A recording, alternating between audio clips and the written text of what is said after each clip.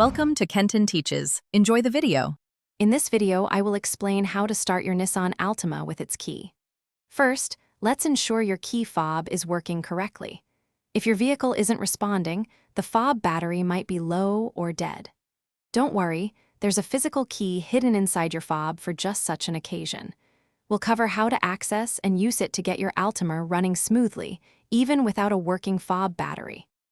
Once you've retrieved the physical key from your fob, you can use it to manually unlock your Altima's door. Simply insert the metal key blade into the keyhole, usually found on the driver's side door handle. Turn the key to unlock the door. If your Altima has a traditional ignition, you can then insert this same physical key into the ignition cylinder to start the engine directly, just like older models. If your Altima has a push-button start and your key fob battery is dead, there's a clever workaround. Place the key fob itself directly against the start button on your dashboard.